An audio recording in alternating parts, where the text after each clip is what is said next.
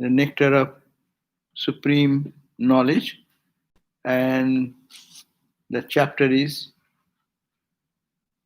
the state of emptiness and non-emptiness.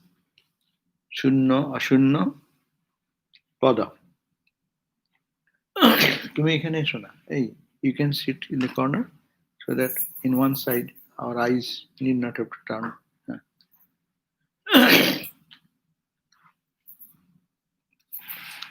So this is we are reading that the ultimate truth is beyond description, and that cannot be said to be a state of existence or empty, or you cannot say a state of non-empty. That means any language will limit that unlimited. Therefore, you cannot say that.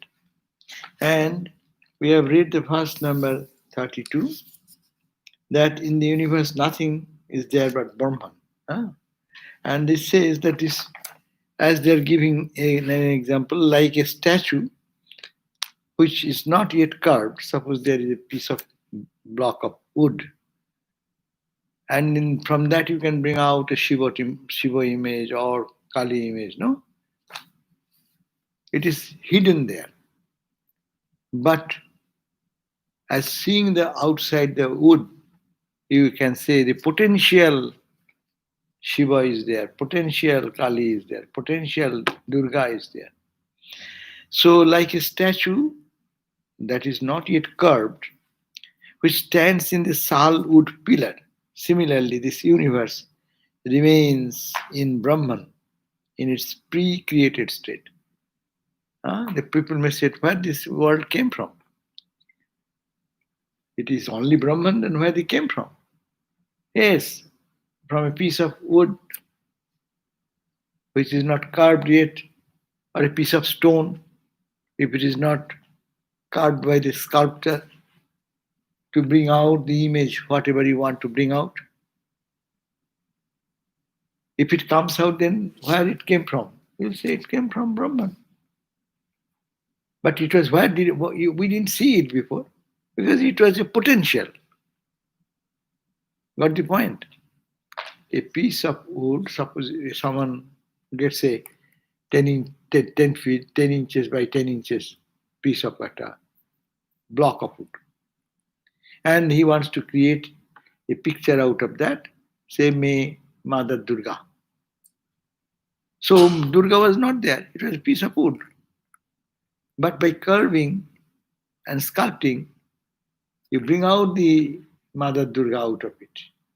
That means it is that what you are seeing, that seeing object is the Brahman. It is giving a gross example. That is saying that the potential world as potential was embedded in Brahman, and it came out of the Brahman. That is the idea, to understand the philosophy of it. Similarly, this universe remains in Brahman in its pre-created state, when this world was nothing. There is a song, oh mother, when you got this garland of skulls, when there is no world. ব্রহ্মাণ্ড ছিল না যখন মুন্ডমালা কোথা পেলি না সদানন্দময়ী Kali. Oh Mother Kali, you are always full of ananda bliss. ব্রহ্মাণ্ড ছিল না যখন, when this world, this manifested, this world in which we are seeing. So where do you get your garland of skull? There is no world, where is the skull? That means it is by Maya. All this creation is going by Maya. Brahmanda chilona jokhon mundamala kotha peli. Where do you get this? So here is a pre-created state. Therefore, Brahman is not devoid of the universe. That means what we see, this universe, it is Brahman. Carved out of Brahman is this universe. That means come out of Brahman is this universe. So the next verse is, today we are reading, the subject of the previous verse being described in a different manner now again. Yathanu putrika shunnaha. Yathanu putrika shunnaha. Stambho anutkirna putrikaha. Stambho anutkirna putrikaha. तथा भातं जगत ब्रह्म तथा भातं जगत ब्रह्म तेन शून्य पदम गतम तेन शून्य पदम गतम. So this world is void? Well, no, it is not void. It was Brahman. In Brahman, it was just potential.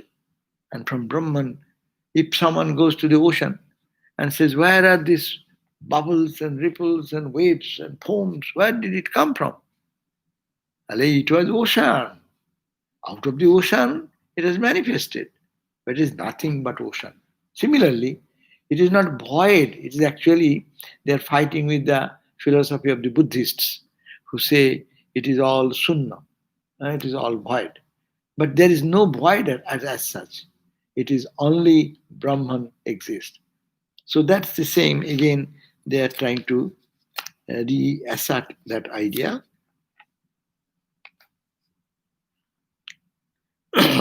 As a wooden pillar that does not contain an image of a statue is only called an engraved pillar of the statue. No, there is engraving has not been done. So if you say wooden pillar, it does not contain an image of a statue. And as a pillar, it does not. But when it engraved, you can create so many images. So this world of diversity can come out of that through Maya. Here engraving is some work done by some sculptor. And here is the question, it is the Maya, is the organizer of all this manifestation. In a similar manner, this visible universe is also unmanifested form of Brahman. This visible universe, as we are seeing, it cannot be said it is a void. It is nothing. Vedanta does not say it is nothing. It is a misinterpretation. Vedanta's philosophy is what is called the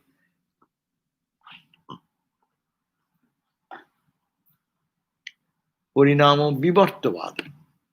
What is called the Vivartavada. What is that Vivartavada? We are listening so many days. Tell, what is Vivartavada? No. Huh? When you see the snake on the rope, it's not, the change is not actually done, it just appears. Yeah, that's the question. Without changing the original thing, your perception gives you an idea. That is called Vivarta. Understand? Without not changing the fundamental thing. No. So it is the rope is rope. But without changing rope into snake, but in darkness you cry out snake, snake, snake. And that's a reality for you in that ignorant state. And all the reactions you have, you cannot deny. You are fearful. You thought that poison is entering into my body. All these are realities, no? But are they real? Because fundamentally wrong. It's a misapprehension. Your apprehension is wrong. Nothing has changed. When you are crying with the snake, snake, snake, rope still then it is rope. Without changing the rope character, you are creating a snake over by your mind.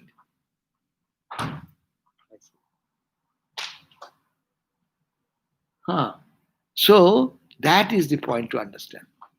That this world is coming out of the pillar where it is engraved. When engraved, it comes out as a world. When not engraved, then it remains as it is called the Brahman. Brahman is the unchanging substance. But here example is little easier if we take this idea, rather snake rope idea, rather than. But this is an example. You can easily understand. A sculptor taking a piece of stone and doing all the minor work and brings out whatever he likes, no? But where did it come from? Is it coming from void? Well, no, it is coming from the same piece of stone or piece of wood. So this is Brahman, which when you carved through your mental imagination, mental disturbed mental situation, then it is cause of all suffering, bondage, joy, love. All these things are coming because it becomes a real, but it is not void. You cannot say when you are in the fear of snake, your heart is beating. You cannot ignore. Oh, it is a false thing. It is not false. It is non-existing. It is not void. Yes, there is something. But seeing something wrongly, I am getting the effect of this all physical reactions. Reality, sense of reality is imposed on something where should not be any fear. A piece of rope has no fear for anyone for any time if it is lying down in the floor. But that has created such a reaction in me, and it's a venomous snake and maybe cobra, maybe this, and then what will happen, uh, and all these imaginations, all the difficulties what we feel, it is not zero, but it is something we misunderstand as our pain and suffering, but it is the same consciousness which reveals into us because of our mind, because of our mental condition. So, this visible universe is also the unmanifested form of Brahman. Therefore, the universe is not in the form of universe anymore. And when you see this way, then you see this universe is non-different from Brahman. Look at that. Imagine there is a piece of pillar, one pillar, and some artist have engraved some image. When it was not there, you see the pillar only, absolute state. But when it is engraved, anyone can go and see the image. But someone asks, where did it come from? It came from the wooden pillar. Not that it was void. There is a potentiality. That's why universe creation is infinite. And it can be made, varieties may be infinite, number of varieties of created objects can be found. Therefore, this universe is not in the form of universe anymore. Rather, it is in the state of emptiness, meaning it is the state of Brahman, or verily the form of Brahman alone. That means you may say empty because it was not here before. I saw it today. Because you saw it, but the wood did not come out of zero. Wood was there. Only it is in engraved thing. So in the pews you see there is a design of the leaves and certain thing. No? So when you had the piece of wood, this was not there. So we will say where this came from. This came from wood. The same wood, that is here is the example of Brahman. Out of Brahman, everything else. That's why Tajjala, Niti, Shanta, Upasita. Upanishad says this, that's why what you have to do, everything comes from that thought, that Brahman. Jaw means it becomes born out of that. Everything in the visible universe we are talking about, sun, moon, stars, black holes, galaxies, all inconceivable, what you call the uh, inventions or discoveries, better, discoveries, invention, discoveries of the solar system and everything what we are getting, it was there already.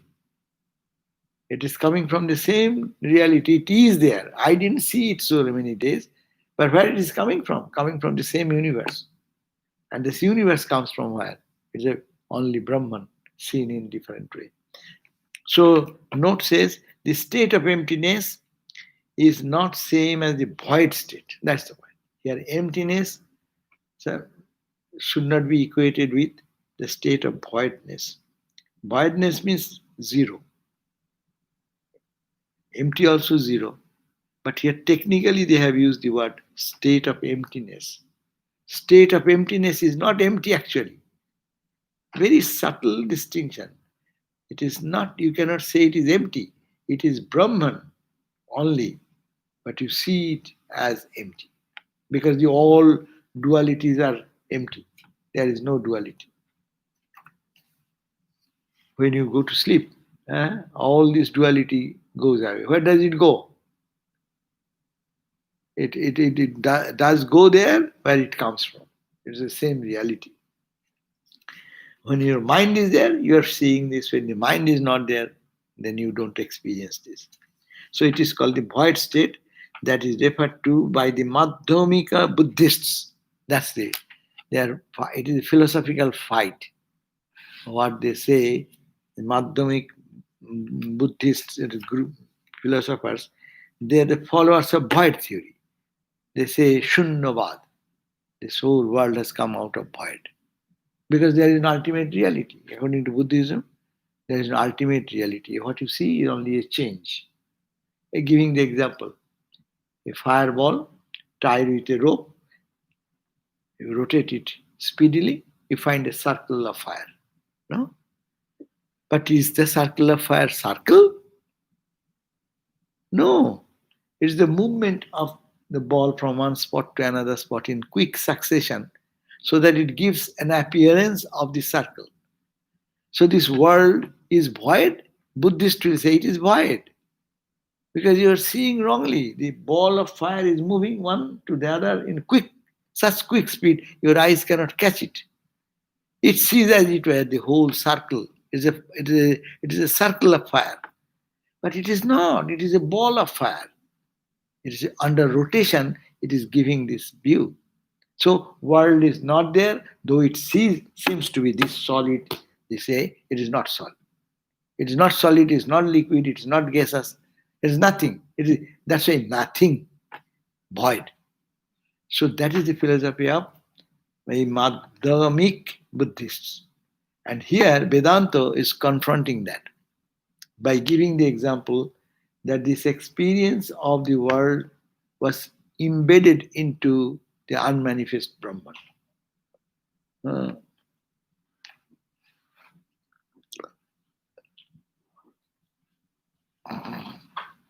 Now, Brahman is to be understood by the term void state.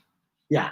Also, it is to be understood void state. We are talking about the state of emptiness. The void is a state. How can it be void and state? Probably you are not getting it, no? All are confused or what? Madhyamik Buddhists, their philosophy is this world is all void. Shunno, shunno, shunno. There is a story between Vedanta and Buddhist. In early days, India was full of Buddhistic influence. So one time Vedanta was pushed out of India. Not totally, somewhere, but major impact was of Buddhism, this Madhyamik Buddhists. So one monk was traveling with his guru, one Vedanta monk, went from one place to another, and after moving, they didn't get food, bhiksha. So they have some little money, and the guru said, go and see from the shop, bring something, eatable something, whatever is available. So the disciple went there, and that shop is full of food, eatable food. Say fried rice, say puffed rice. In India, stores, whatever they have, just instant eating. And that seeing a monk, and the shopkeeper was a Buddhist, Madhyamik Buddhist. So he said, okay, please give me half a pound or 1 pound of this. Well, it's not there. He says, I see it. It's not there. So he's asking, okay, it is not there. That means he does not want to sell it. Okay. He mentioned another item, give me this. He's paying for money, but he said, not this, not this, not this. No, we have not. No, no, no, There is nothing, there is nothing, there is nothing. And the poor disciple got really disgusted. And what to do? The shopkeeper does not want to sell and says, seeing everything there, but he's not there, not there, not there. There is nothing, nothing, nothing. Then the guru came back and he reported to the guru. So I went to the shop and the shopkeeper is saying, not there, not there. It's nothing, it's nothing, it's nothing. Not, it's not, it's not. Then you say, you go back and tell, I want that person who is saying not this. Catch that pipe. That person who is saying not this, he is there. Bring him. To say that it is not there, you have to, some consciousness should be there. Listen, this important point. You say not this, not this, not this. Huh? But are you saying that? Who is saying that? A conscious entity is necessary to see that it is not there. Okay, it is here. Who is saying? There is some consciousness, and that gives the validity of this one. He said, no, it is not there. Okay. To say it is not there, you need some consciousness. Like in the deep sleep state. When you go to deep sleep every day, what happens? When you come out, you say, oh, I had a good sleep, but I don't know anything. Actually, in that state, you don't know anything. You don't neither know that you are in Hollywood or you are in Las Vegas or you are in India or in Pakistan or in Russia. You don't know anything. Neither you know the space, neither the time you know. What is the time? You don't know. And all the causalities, this universe, cause of the, everything you are forgetful. But really, don't you say, I did not know anything. So who is that I? Catch. Is it your experience or not? When you say it is your experience, that who is that I? You cannot deny that. You cannot say it is void. You can go up to certain point, but a point comes there that you cannot deny that reality. That is the Purna. The Purna and Shunna, they are merged into one. The same witness consciousness. And that consciousness is permeated everywhere. That is the reality you cannot deny. So there came the Buddhist, and the story ended there. That means it is a debate, philosophical debate. Even going to purchase some material from the grocery shop. The grocery shop person is a Buddhist and the purchaser is a Vedantist. Seeing the Vedantist, he will not sell those things. That's why he said it is not there. It's not there. Philosophical fight. And then the Guru said, bring that guy who is saying that's not there. That means you cannot deny the witness. You cannot deny the experiencer. Experiencer. So long you are in the level of experience and experiencer, you have to accept that there is experience, means experiencer is there. So that is called the state. That is not void. That is the point to clarify this. So Buddhist, then Brahman is to be understood by the term void state. That means here Brahman is equated with the void state. Though Buddhists say, Ramakrishna also said, why Buddha will be a nihilist? That he says the nothing. Why he will say nothing? No, it is, he cannot only, Ramakrishna said, he could not only express what he has experienced. So true, language stops there, but it is not void.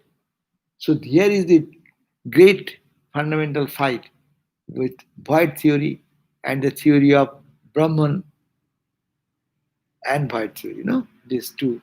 But this is not contradictory. In the experience, probably they are same, but intellectually we can find that there is little difference.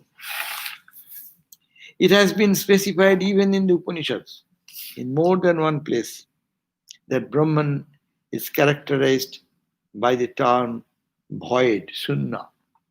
For example, Saiva Vaisha Shuddha Putaha Sunnaha Shantaha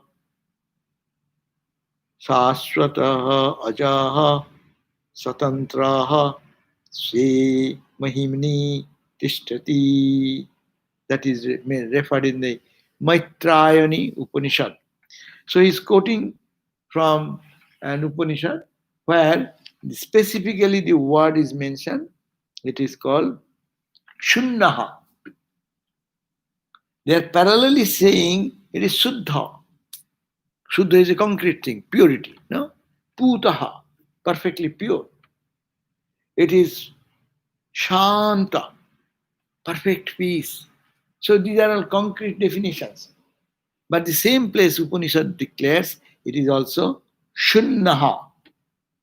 That means it is the Upanishads are the experiences of the highest knowledge.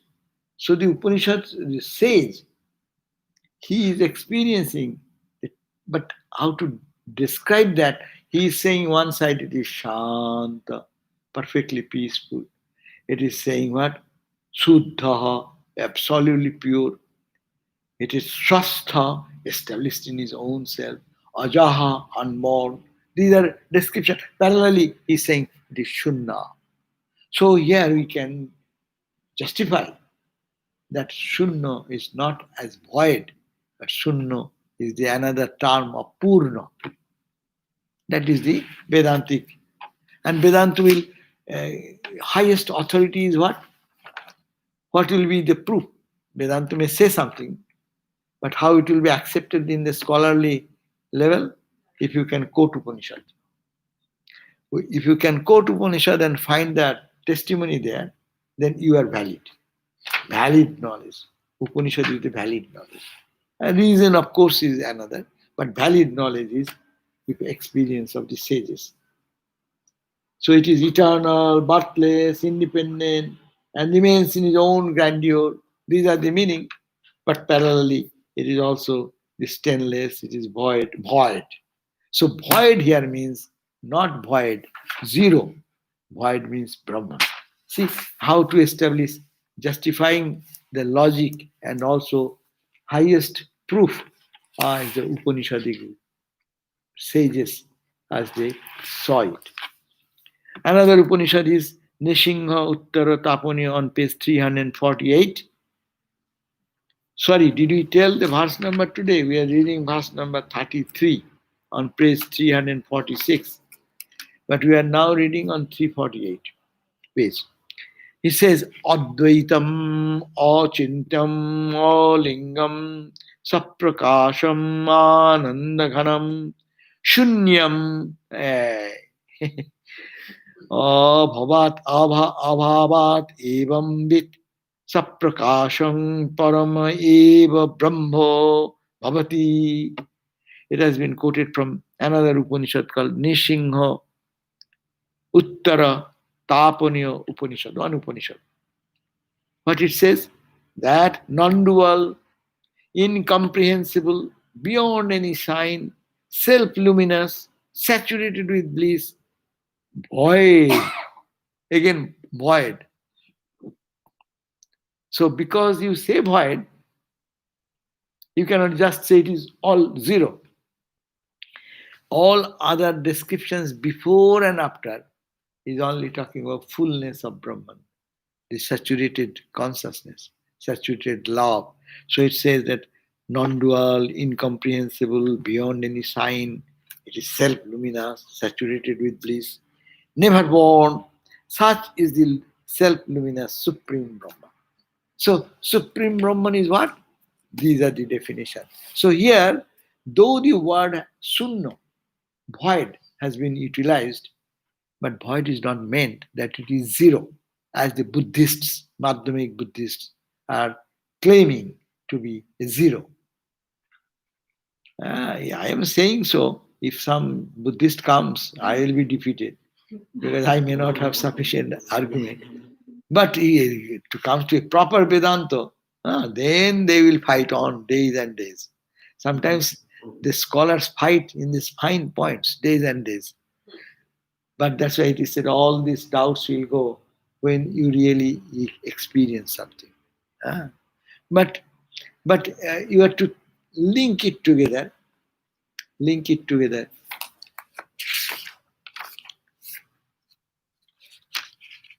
Hema, did I say end it? How can I end it? Mark it on the No, no, no. Oh my God. I am not ending. Please don't end it. Yes, I know. I'm wrong page, 334. I have to read. Yes. Maharaj, Ah, can we make an announcement to ask the viewers if we can, if they approve of us reading it again and we're able to order a book? Order for? He says let's read the same book over again. Oh, to read it again. Yeah, do it every time. I'll be glad. But the people may be bored, but we have read again. So why to go for that? Sorry. I thought that book is ending. Another verse. Anyhow, we have discussed a big verse, which is complicated verse. We have taken care of that 33 verse. Instead of we are 26. Huh? We are here is also one mark. And here is also another. Huh? Anyhow, now I understand. Now after half an hour I understand. That is called Maya. But we talked about Brahman. No? So please remember that we have read the verse number 33 and page number 346. But actually we have to read verse number 26. So I am going back to 26 now. Because we have not started there. Anyhow, that now let us go back. This is the same chapter, emptiness. A state of emptiness and non-emptiness. That is the chapter, continuing the same. But we have to go back a little bit. 25th verse we have read that when the practice of knowledge ripens and being free from ego, when the stream of mental modification of the form of Brahman continues to flow, that state is verily called the Sampragyato Samadhi. We are in the chapter reading Sampragyato Samadhi. As in Vedanta, it is called Savikalpa, Nirvikalpa Samadhi. Here it called that this is called the Sampragyato or Sampragyato. Almost close to these two experiences. But what is the two terminology? Asampragyato and Sampragyato. Sampragyato means there is still something is there, you cannot merge totally into it. That's why what is Sampragyato they are defining. When you think, that's Vedantic thinking, no? You think, I am Atman, I am Brahman, I am not this, not this. I am that one, absolute, infinite. Suppose you go on thinking and you create a wave in your mind. What is Brahman? No? Go, expand and expand. Then ultimately you will come to a point, it's called a Brahma Akara, Akarito Chitta Vritti. Your mind, your Chitta, will take the shape of Brahman. I am looking at you, means what is happening? My mind is taking a shape of you and just creating a wave in my mind. What is there, I do not know. But what my mind is creating a wave in my mind, that is my perception. So that's why all perception depend on the mind. And the mind, clouded mind, it creates confusion. Clear mind, it creates clarity. So here now we are thinking of little things of the life. No, you can think of one person, you can think of a house, you can think of a tree, you can think of the moon, you can think of the sun. You see, as I am saying the words in your mind, an image is being created, and wave is as if in your mind lake, some wave of moon. Then some, as I say, moon. See, just you, what you are feeling, as if you are creating an imaginative mind is creating that, and mind is taking the shape of a moon. Mind is taking the shape of sun. If I say palm tree, see, what are you feeling? If I say a Alsatian dog, see, what is happening in your mind? Your mind is taking the shape of your preconceived idea. So it is called the Chitta Vritti. This is called the Vritti. And that Vritti, every moment, Vritti is arising in our mind. With every sound, every thought, everything I see, They all create, five senses, all create some vritti in us. Now, Vedanta says this small vrittis, when it takes, then you are digressed and you are living in the limited. Now you think, you dissolve all vrittis. It is Atman, it is Atman, it is Atman. So all the vrittis, though cat in the form of Brahman, dog in the form of Brahman, sun in the form of Brahman. All the waves, what is creating in the mind, if they are only God, God, we do that with our Ishta Devata. We say it is Rama, Rama, Christ, Christ. It is Ramakrishna, Ramakrishna, Ramakrishna. No. So when you do, what happens? One wave is arising instead of multiple waves. That is the meditation. Meditation we do what we want to do by bringing the mind from distracted thoughts, means distracted waves, hundreds and thousands of waves.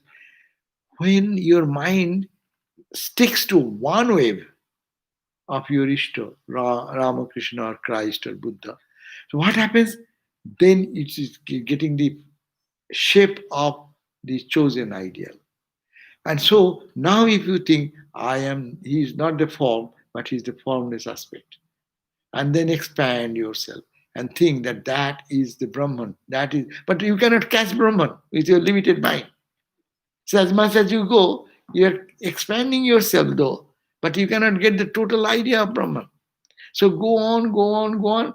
And if it happens that your mind is only having one wave of Brahman and no other thought, no cat, no dog, no man, no tree, no plant, no sun, no moon, all this, then what will happen? It's called the Brahmakara Akarito Chitta Vritti. One big wave, as if all over the surface of the ocean, one wave has come. And that is called the Brahmakara Karito Chitta Vritti. So when that comes, that is the Sampragata Samadhi. And when that wave drops, what remains? Knowledge comes out.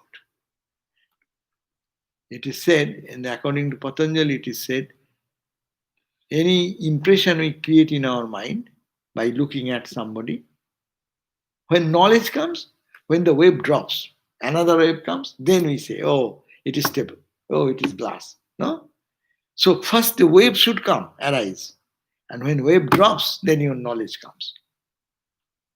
You go for another form, and that drops, then you get the knowledge. Unless it is wave is created, this is a precondition of your knowledge. And when the wave drops, then you go for another knowledge. In the dualistic world, all our daily transaction, it is working like that. So here it is said, 25th verse, we have read like that it is said, when the practice of knowledge, you are practicing the path of knowledge, I am Atman, I am Brahman, no? And you are thinking, I am infinite, I am without birth, without death. What you are thinking, expanding your identity like that. When Brahmakara Manovritti, যখন Brahmakara Manovritti, the vritti of the mind, Pravaho, it is Pravaho means it is flowing continuously, incessantly. No other thought is disturbing there. If it disturbs, then it becomes short, small. As I said, cat, dog, all the words I am saying, every split second, it is creating one wave. No? But when your mind will be so concentrated that is you all the time flowing Brahman idea, then Pratta Pravaho Ahankriting Bina, and your ego is almost dissolving. Ego is not much functioning. Only Brahma Akarito thought, one thought of Brahman remains.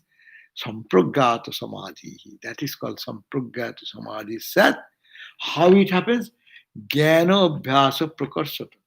With your efficiency in practicing the path of knowledge. I am Atman, I am Brahman, all the time, not name, not form. Shankara's formula. Mano buddhi ahankaro chittani naham. I am not the mind, not the sense, this, not the object, not these five elements, not this, that. Whatever comes in your mind, not this. and I am that Chidananda Rupa. I am of the nature of Chit, consciousness, Ananda, bliss. Huh? So it's a deep subject because we are talking of Sampragata Samadhi, is a last ladder before your final experience. So just intellectually to understand, take it this way. That you have to understand, we always live in little waves. Little wave of anything. Just as ice cream. See? Some wave is created in your mind. If I say a pot, a pan, see? Your mind is taking the shape of a wave. A wave of pan arises in your mind. And next what I say, the pan idea goes, another idea comes. So mind is always, that's why chitta vritti is infinite vrittis in the chitta or in the mind is happening. But when all these vrittis are becoming unified into one, Brahman, Brahman, Brahman, Brahman, Brahman, Brahman, Brahman, and there is no gap in between one thought and another thought, then it is one unified thought wave. Think of a huge wave, one wave. We cannot see that type of wave in the ocean even. Look at the ocean. When you go to the beach, you see only infinite number of ripples, waves. No, each has identity. So in our mind also, constantly waves are, thousands and millions of waves are there. But when, if it by chance one can practice Jnanabhasa, that's the practice. If you do spiritual practice, thinking that you are not the body, not the mind, not this five element, not this table, not this table, and delete, and I am only the consciousness, I am only the consciousness, I am that Brahman. You go on continuously saying, then what is happening? You are making these small waves mingle into one, and that is becoming a bigger wave, one wave.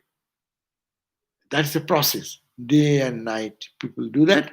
Then one wave, huge wave, by God's grace, but your own sadhana, the scripture says you will have one golden opportunity will come when your whole heart and soul will be charged with one wave of consciousness and all the dualities vanish and your ego is also vanished. No? So that is the penultimate, that's the Sampragata Samadhi. That is the definition. Now we have read that. Now today another 15 minutes are there. We can read at least 28 verse. 28 verse on page 334. You change the description in the verse number 25, 26. Afterwards. The person of wisdom remains unperturbed in all situations. Now, if one goes to that Sapikalpa Samadhi itself, they become really undisturbed. Even then, their mind is not there. Their ego is almost dissolved, almost gone. So naturally, what can disturb them? So this 26th verse says, the person of wisdom remains unperturbed at all situations. Kalpanto vayavo bantu, kalpanto vayava bantu, yantu choikattamarnava, yantu choikatyam arnavaha, tapantu dadasha aditya, tapantu dvadasha aditya, nasti nirmanasa kshati, nasti nirmanasa kshati. So it says, no matter whether the violent storm blows to the end the cycle of creation, no? So such havoc comes in the world, asteroid hitting this, or it is everywhere, it is a calamity, and it's a storm blows to the end the cycle. Suppose it happens. All of the oceans become one, surpassing their soul lines. Pacific, Atlantic, all joined together. Think, what a horrible thing. Or even if the 12 suns, there in Hindu idea, Daso Aditya, Dadasa Aditya, Dadasa. Dadasa means 12. So 12 suns are there, their names are also there. Suppose one sun is enough for us. If suppose 12 suns come at a time and starts giving us heat. Each month one sun. But now if all of the 12 comes at a time, that is their saying, then what will happen? One sun, today is temperature 90 degrees, we are already crying. So if 12 suns come together, 90 times 12, 12, how much? Where will be? So even if it happens, 12 suns come together, Dadus Aditya, 12 suns jointly pour out their fire by their blazing rays. No harm is caused at all to the knower of Brahman. The knower of Brahman, nothing will happen to him. His body will get burnt. But he says, like Janaka, let the palace get burnt. Nothing that to me. I am that Atman. So they will be established in that knowledge. Brahman, who has gone beyond this mind. So meaning is that his mind does not go through any transformation. In this state, if one can raise this Brahmakara Karito Chitta Vritti in that state, what they call them, what is called Savikalpo, na, it is such a Sampragato, na? What the question? Asampragato. Even Sampragato Samadhi, even if it happens, ego is almost gone. And there all these calamities come, all the storm blows away the earth, or the violent storm is blowing, or the cycle of creation is destroyed, oceans are becoming one, whole world is filled with water. Even these 12 suns come together. So nothing will touch that person. That means he has conquered everything. That's the purpose of this study. You want to conquer the world, that is the way to conquer. Note 30 says, to go beyond the mind, need manasa. Means what? Means that state where there is no mind. And Gaudapada is who? Who is the guru of Shankara. Gaudapada says in the Mandukya Karika, Mandukya Upanishad, and he has written a commentary on Mandukya. So right there he said, Atma Satyanubodhena na sankalp.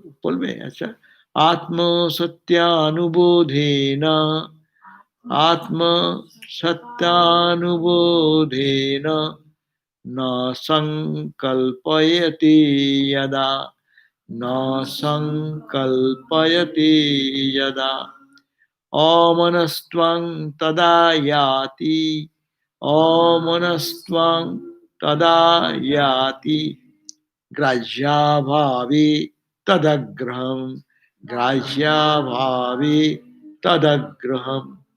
It is page 335. Oh, what does it mean? It means the self alone is real. When the firm realization of this truth arises, then due to the absence of the right type of imaginable object, the mind does not make any further resolution. Then due to absence of the right type, there is no imaginable object. When your mind has been convinced that there only the self, capital self, exists, Brahman exists, no? Brahmakara Karito Chitta Vritti. Anything has come, mind is ready to melt into Brahman. Cat, dog, as I say, that thought, cat is not cat, it is Brahman. Dog is not dog, it is Brahman. So if my mind, by long practice, all these forms disappear, but it creates one homogeneous wave in the lake of my mind. If that happens, and then what will happen? That the realizing that the truth arises, then due to the absence of right type of imaginable objects. These are right type of imaginable objects. These are objects, no? My mind is forced to think. It is table, it is chair, it is light, it is clock, it is human being. These are these type of objects. The mind does not make any further resolution. Mind does not try to identify this way, this form. because form has broken into formless aspect. This is verily the mindless state of the mind. It's a word very confusing. Mindless state of the mind. This mind, what is mind? Mind which cogitates and makes waves again and again, again and again, again and again. That's the mind. No. So when the mind less state, it is mind, but it does not do like separating each object. Now it is doing. If I look at that, it is a camera, that is a flower, that's a bookmark, that's a book. Every time, one mind is segmenting, ripple, one ripple, one ripple. When the it does not do any ripple, it is called a state of mindlessness.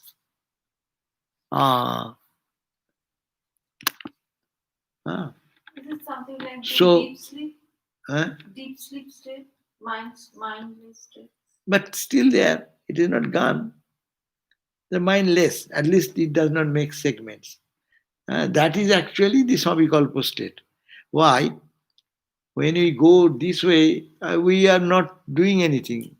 By nature, it is happening, I am going to sleep. No.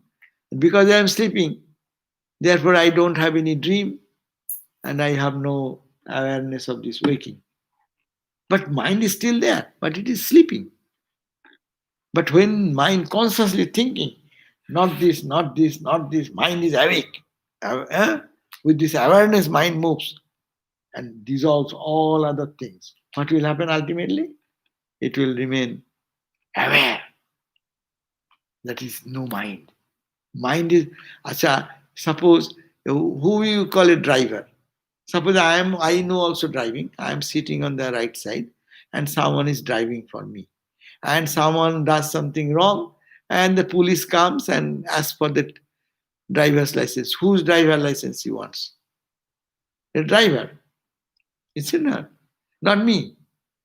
So, similarly, when the mind does not do the work, you cannot say mind. I don't drive, don't tell me driver.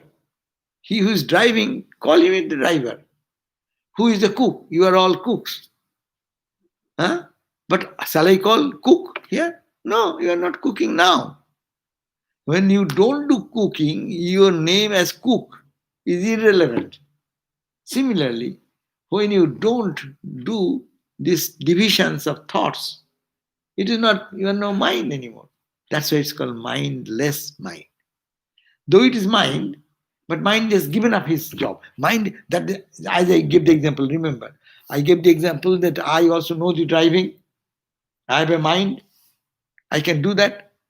I am sitting only. But when police comes, you will catch who is driving. He could have caught me. And you are driver. Well, I am driver, but I am not driving here. Similarly, we are all doing different functions in the world of duality.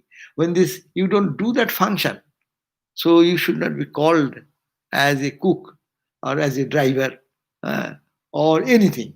So similarly, when the mind can do all these things, but mind is not doing, so that mind is called the mindless mind. Mindless mind. It's very difficult to understand. Mindless mind. How can it be a contradictory term? No. But yes, mindless means mind is not performing its mental activities. But potential is there. That's why it can come up again. As every day it happens for our night when we wake up in the morning. We are deep sleep, but we wake up. And the mind immediately starts functioning. But that is the state when you are not functioning, because mind is there, but potentially dysfunctional, sitting idle by the driver's seat or in the back seat. But when it's necessary, he can jump into it and start again driving. So mindless state is called the Brahman state. And there comes the joy of oneness, understanding of oneness of the. So that is verily the mindless state of mind, due to the absence of a receivable object. In that state, there is no object to receive. The mind remains free from imaginations of accepting of any and all material objects. When the mind is there, I'll say, I like it. But the mind is not there. Suppose I am sleeping. You bring good ice cream for me and place before my nose and mouth. No? For me, mind is not. So it is your object is useless. I am not getting any reaction. But with my eyes open, if someone brings the ice cream, my mind will say, hey, it's good, let us take. So our association is happening when mind is awake with the incidents. But when the mind becomes mindless, even the object is there, it has no reaction. So that is how one becomes free from all anxieties, worries, pain, suffering. Though suffering is happening in the outside world. That is called the mindless mind state. And that is the state we have read as the after Sabikalpo Samadhi. So that's all. So we have done the verse number 26, and additional we have done it. The 32 verse, 33rd verse. But anyway, we will do it again when we go there. I think no question nowadays. See, nowadays no question because everyone now are No question, no mind. no mindless. No mind. Yeah. So we'll read 27th verse next day. And tomorrow morning is our Swami Sattvayananda's class on Kathopanishad. And in the evening, 7:30 will be the gospel class by Sarvadevananda. Okay? So we end.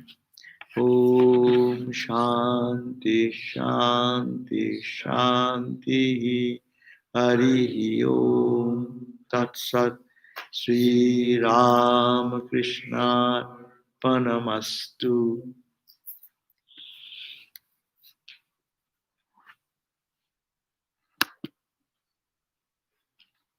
People really like this class. Eh? People